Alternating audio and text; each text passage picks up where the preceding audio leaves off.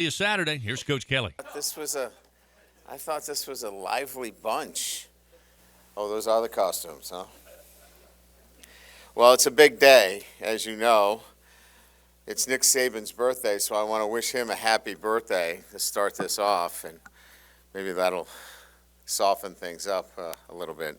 But you can always start a press conference by throwing a little happy birthday wish out to your opposing coach. Start with our guys obviously had some active recovery over the last couple of days. We'll be back out on the field today, getting our guys moving around and preparing for Alabama. And certainly what's to say about Alabama other than consistency, excellence. Arguably the greatest head coach in college football history, and Nick Saban. I have a great deal of respect for Nick and what he's accomplished and what he's done for college football. And great players. It starts with, Bryce Young. I mean, the Heisman Trophy winner is a playmaker. When it comes to making plays on the field, you just put on the film and you watch him. It's pretty amazing, some of the plays that he makes. And he's a quarterback. He's a quarterback that is talented. He's not making it up, but he is improvising and making plays, and he's elite. That's all I can say. It's pretty terrific player, and he's got a great running back in Jahmyr Gibbs, who I got to see firsthand at Georgia Tech, but he is surrounded with, certainly a very good offensive line and talented players. So, a very explosive offense, and it's led by, obviously one of the great players in college football. On defense, you start with Anderson, who's, an elite defensive player, elite in terms of not only his ability to rush the passer, but what they ask him to do. He's an unselfish player. He plays a 4 technique. He plays a 5. He stands up. He does a little bit of everything. Does a lot of different jobs. That's why he's going to be a great NFL player as well. But on the other side, Turner playing into the boundary is an outstanding football player. So you can't just say, hey, we're going to fan and, we're going to slide to one side. You've got problems on both sides, when you talk about both of these ends. Massive inside, Oates and Dale, and, they roll so many guys at you, Smith and Young. I mean, it's deep and talented inside. The 2 inside backers, outstanding players. And again, I think you talk about in their entirety, the defensive structure is sound and fundamental, and they just do a really good job of coaching. So this is a well-coached football team with elite talent that knows how to win and has played at this level consistently for year in and year out. So what do we have to do? The first thing we need to do is just understand that, you have to take this game and think about how you got here. And we've done it by our preparation. We've prepared well. We have focused on, playing our best when our best is needed. We can't be distracted by, this is a big game or this is Alabama. That's not going to help us in this situation. What's going to help us is playing our best when our best is needed. And our best players are going to have to play well. We're going to have to play consistently for 4 quarters. We must get off to a good start because we've shown that we're going to play well in the second half, but we have to play well for 4 quarters.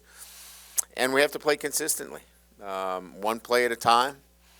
And all the basic tenets of a game like this is that's why you come to LSU.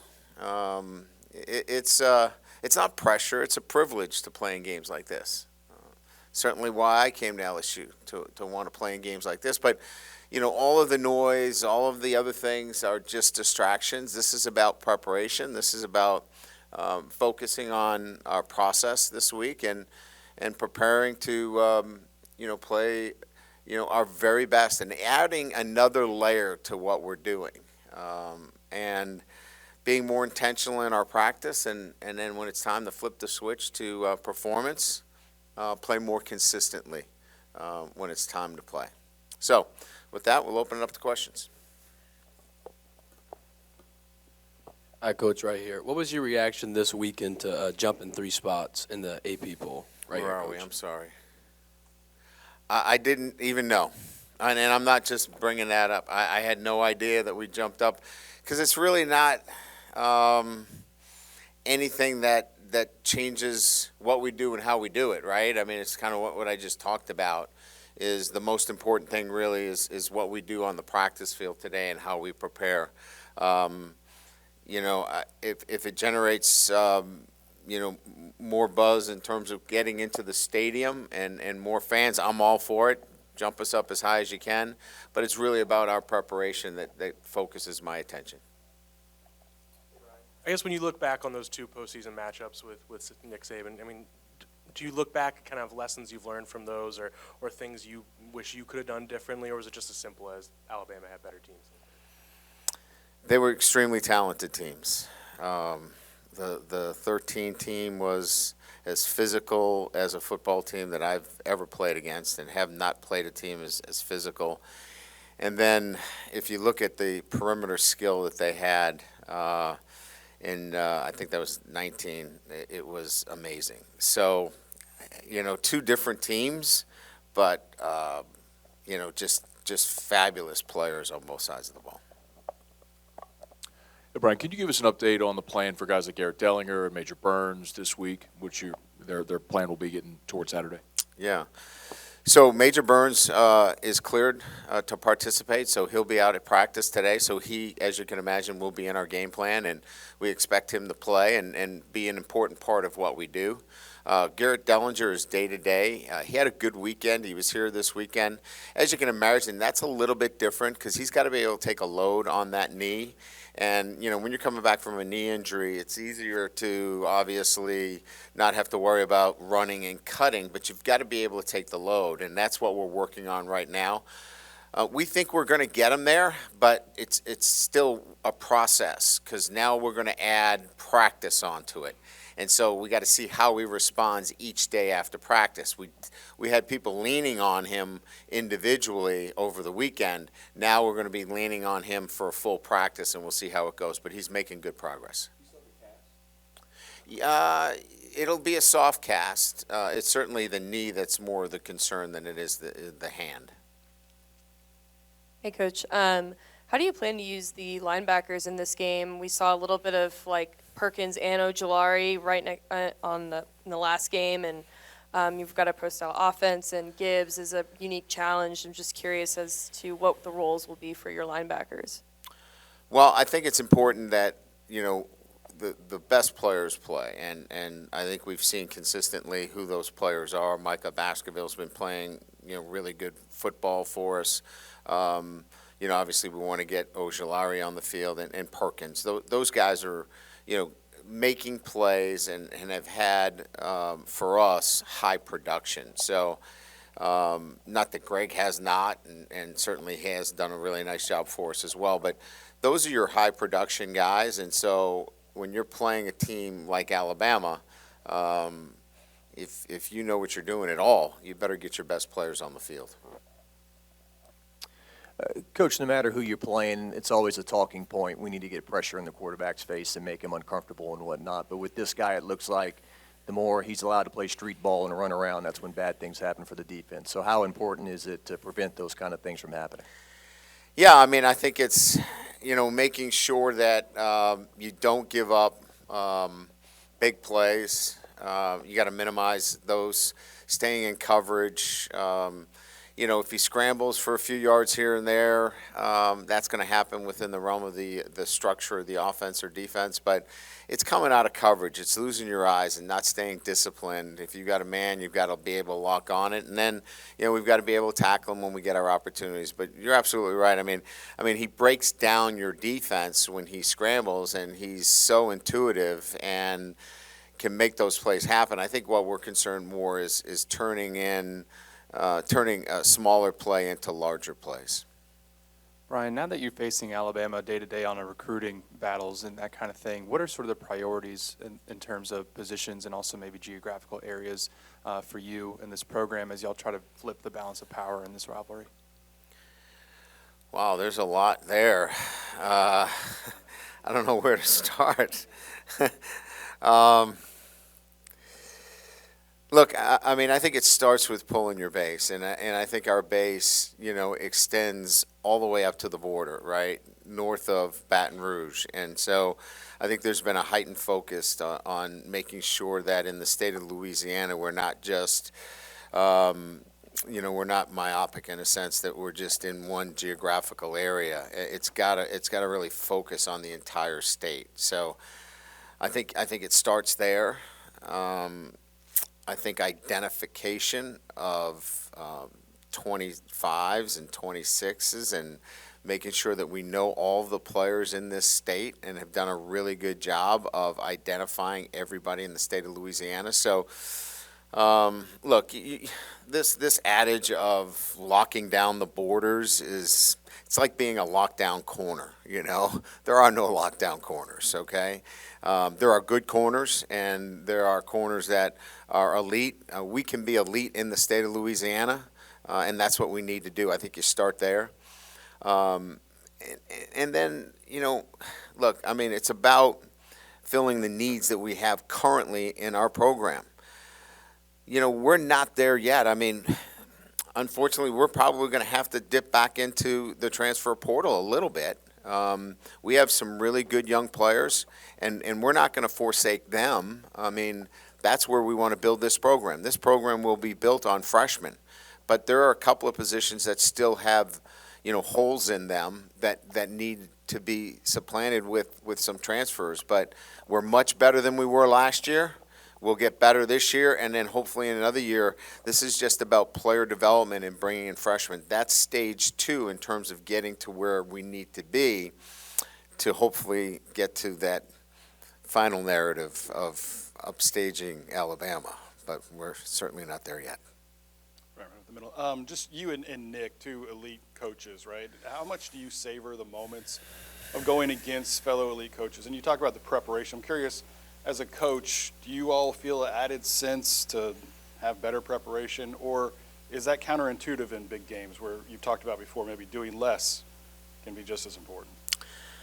Well, I think it's all about what your players can execute on Saturdays, right? We can be the smartest guys in the room, but that doesn't really matter if they can't go out and execute it. So I think we're at that point, both teams are, as we get into, week 9 here, that it's about what your players, their strengths and weaknesses are, knowing your team and knowing what your team can execute at a higher level. So I think the good coaches now have kind of settled into, here's what we do, let's go do it well, and you got to go stop it. So I think we're both at that level of, we're going to do the things that we do. Yeah, there might be a wrinkle here or there because of self-scouting, and we might have had a tendency here or there, and they may have had a tendency, and we're going to try to break a couple of those, and they're going to try to break a couple of theirs. But I think by and large, I think we know our strengths and weaknesses, and now it's about putting your kids in a good position where they can play fast and free and physical and be the best version of themselves going into November. In front here, Brett Martell with AP. Two pretty simple ones. One, just Alabama versus LSU historically.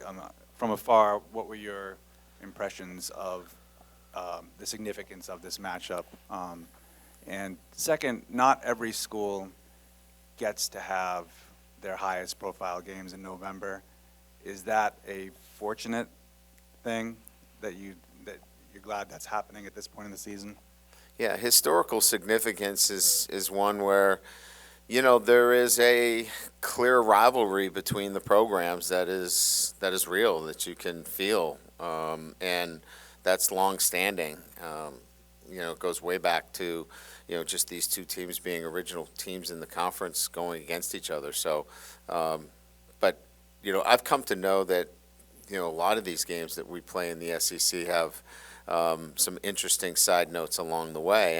And look, this one becomes even more because of the success that both programs have had. These are two teams that have won national championships within the last few years. So, they bring on a lot of national notoriety as well.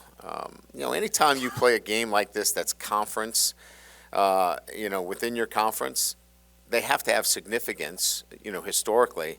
But in real time, both teams are fighting for, the SEC West. So the games matter when both teams are in a position for this game to have the kind of scrutiny that it does today. So, yeah, I think that this is what you're looking for if you're an Alabama fan or an LSU fan.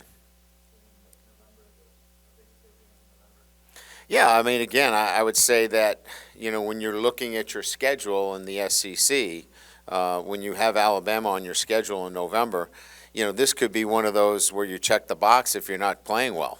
Or it could have huge significance. And I think in this instance, it certainly has much more significance than maybe it did last year, where they weren't in the race. So, yeah, I think you always want Alabama in November because both teams traditionally have been pretty good. Hey, Coach, just right here. So with Mason Taylor and Josh Williams, how important are those guys, especially as blockers this week when you're going up against someone like Will Anderson? Well, I think you have to employ, schemes that help out the tackles. As I mentioned before, whether it's a tight end or a running back, or you're sliding your protection there. But as I mentioned, they're pretty good on both sides. So the ball's got to come out quickly. We've got to recognize that. We're not going to be able to sit back there in the pocket and just kind of, go through 5 progressions. I mean, the ball's got to come out quickly. We're going to have to move the pocket. We're going to have to, protect. We're going to have to max protect. So we're going to have to do a little bit of all those things. But certainly additional players other than the offensive linemen will be involved in protection, no doubt. Yeah, Ron, right here, Ron Higgins, Tiger Details. Yeah. Have you seen, I guess, in the last couple of games, especially on film, it's noticeable Jaden Daniels' confidence has increased in his receivers, like to make a play. So this is Dre Jenkins' touchdown. Like, I can do this and let him make a play. Can you notice it a lot on film? Yeah, you can see it in practice. I think there's much more of an understanding of where they're going to be and what they're doing, and he doesn't need to look them down, right? There was a lot of visual hookups, if you will, where he was waiting for that receiver. He can get the ball out of his hands now without the receiver being out of his break, and so that just takes time. We just didn't have that time earlier in the season, and that's starting to build that kind of relationship that wasn't available to us earlier in the year. Hey, Coach, right here. Just kind of building on the run game a little bit. You guys seem to have really taken some great strides there the last 2 games, second and third in manageable situations. Just how beneficial has that been for the offense, and in particular, Josh Williams' role in that and him being kind of really assertive the last couple weeks in that respect?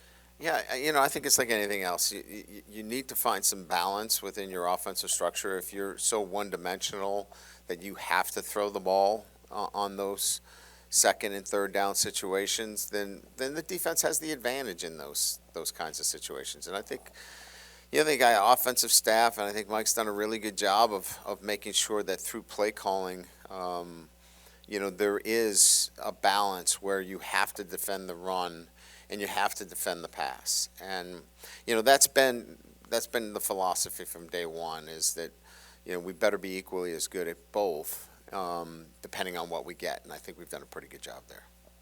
Hey, Coach, up top. I think you mentioned that you resourced Nick before you took the job, maybe called him about this LSU job. What was that phone call like, and what did he tell you about? It was much more about the SEC. It was much more of a general, conversation. he didn't give up any secrets about Etouffee or Louisiana or LSU. You know, if he did, I would have bought that house on Highland that he lived in. But no, there was nothing that was that specific. But it had just been a conversation about the SEC in particular. Hey, Coach, you mentioned last week that in order for the defense to start fast and not allow those early touchdowns, it's more mentally than it is physically. So what is your preparation for that defense to get prepared mentally? So that's the $1 million question, right? I mean, you got the $1 million question today. You know, we're trying to figure that out, right? Do we, you know, we all look at things that I need to do in terms of preparation for our players. What I started doing about 3 weeks ago is I moved up some articulation or some contact, you know, 11-on-11 contact from when it would be 45 minutes into practice. I moved it up into the first 20 minutes of practice to kind of heighten that and get our guys ready immediately when they come out to practice that, hey, we need to get after it. We need to be ready right away. To build that in. Now, that's only been a couple of weeks, so we're trying to build that in. You know, we're trying to look at some quizzes before, you know, on Saturday morning and making sure that we're sharp mentally. So we're looking at all those things to make sure. And sometimes it's just you got to go make a play. You know, let's make that catch, let's make that play, and get off to a good start. Hey, Coach, down here. You come off a big win, you go to the bye week, and then you have a huge game now. How do you think the team has done of keeping the intensity level through the bye week? I thought they were very intentional this week. You know, today will be a big day for us, right? You want to make sure that, you know, when you take a few days, you want them to stay sharp mentally and physically. It can't be just, hey, I'm going to roll up on the couch and just watch TV for 2 days. That's not going to work, and they know that. So coming back today and having a really good day will be important to us. But I thought that the week was really good. I thought that they were focused, that the intentionality in terms of what they needed to do last week was work on some of the mistakes that had been made over the last couple of weeks. We cleaned those things up. We got a bit of a preview of Alabama in terms of you know, their structure. And then we'll dive in a little bit deeper on Alabama today. So, so far so good, but I think today's a big day for us. Coach, a game like this that gets so much media attention and there's going to be so many people seeing your player interviews and whatnot, I was just curious what you knew about Tommy Karam in terms of, you know, training the players for these interviews and getting them ready for media, and how important is that when they represent the school on those big platforms? Yeah, but I think, you know, I think Tommy's done traditionally a great job. But I think it's also about our players understanding on a day-to-day basis, you know, what our process is and what we're doing. And, you know, we remind them every day about staying in the present. The most important thing is staying in the present. If they talk about what they're doing today and what their focus is today, it usually puts them in a good position. It's when they start thinking about last year's game or they start thinking about next week's game against Arkansas where they kind of get off track. But, you know, staying in the present, talking about their teammates instead of themselves, and really going day to day has been our advice to our guys, and it's worked really well. I think they've represented LSU football very well. Jaden's obviously had just a crazy year, you know, in general, in Arizona to here and whatnot. I mean, just how have you seen him personally kind of handle all these ups and downs this past year? Well, I think it starts with he enjoys being here. I think he's in the right space mentally, first and foremost, because he really enjoys being here. I think he's been in a learning process. You know, he's learned a lot of football, and that growth process is really starting to benefit itself, and we're starting to see that come to fruition on the field. So I think more than anything else is he's in a good space, and because of that, you're seeing growth and you're seeing production happen at the same time. And I think anytime as a coach, as a teacher, as an educator, when you see that with a player, you feel pretty good about where you're at. It's early in the overall process, but as you said, it is week 9. Do you feel like your team is ready for this opponent at this time? Well, we have no choice, unless Alabama wants to forfeit. I don't think that's in Nick's plans. Yeah, I mean, look, I think that this team, understands the challenges, but welcomes them at the same time. It fights. This group fights and welcomes it, and I think more than anything else, they're fighting for something, and not fighting against something. And that's a big change from where they were. And so I think they're excited about it. And they're excited about the challenge. They know it's a challenge, but just sensing them last week, they're excited about the challenge. Brian, just any updates on Jack Besh and John Emery heading into this week? Both positive. They'll both practice today. I'm certain Jack will practice. I didn't get a report from our training room on Emery, but I did get a report before I got in here on Jack, and he is much improved, and he was cleared to get out on the practice field today. Thank you.